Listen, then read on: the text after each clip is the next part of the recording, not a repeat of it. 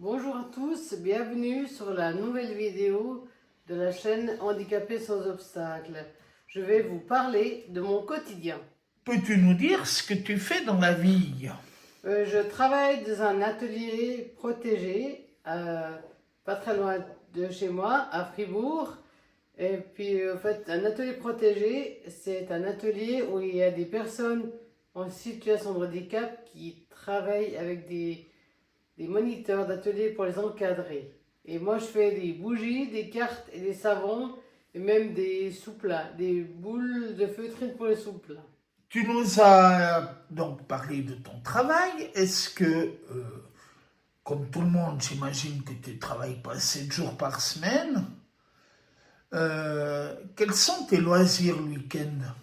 Je fais l'été et le printemps, je fais du tandem. Tu fais Et du tandem. Euh, Planquez-vous vite ceux qui voient cette vidéo. Parce que moi, je ne lui donne pas un tandem. Peux-tu non, nous expliquer comment est-ce que tu fais? en fait, j'ai quelqu'un qui voit devant et moi qui suis derrière. C'est tout simple. D'accord, donc en gros, une personne voyante est devant et Oui, toi, tu es derrière oui, et vous roulez comme ça, quoi. oui. C'est sympa, c'est intéressant.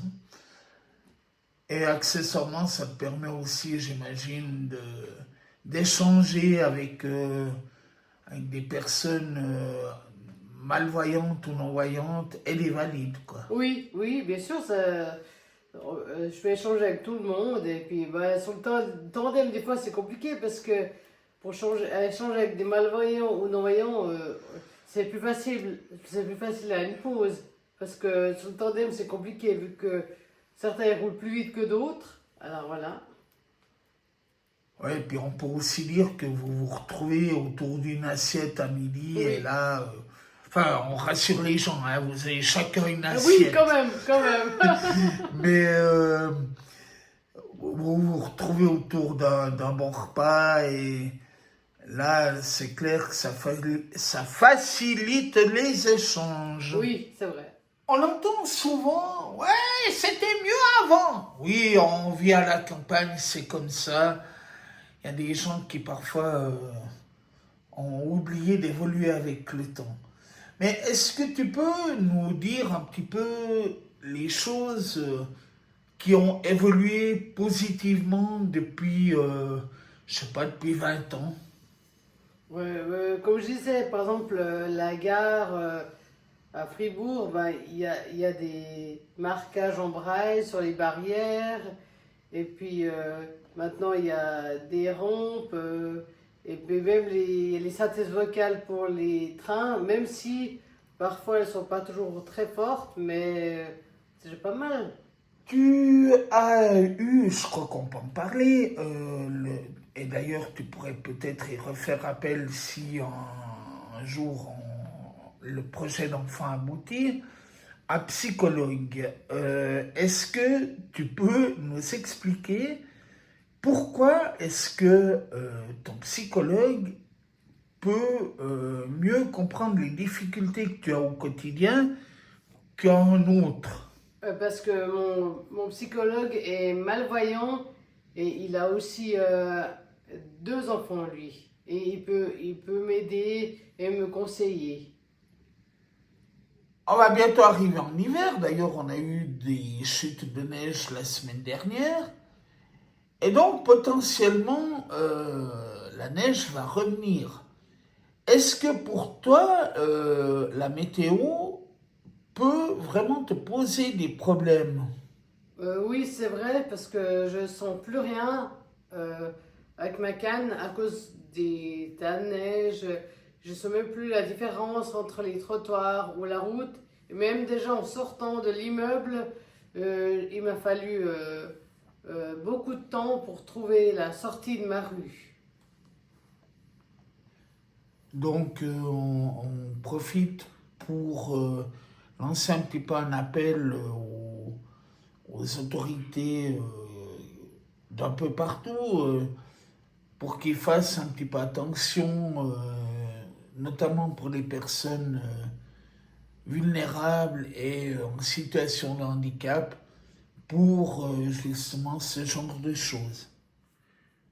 Donc, tu nous l'as dit, tu demandes chaque jour de l'aide à des personnes que tu ne connais pas forcément.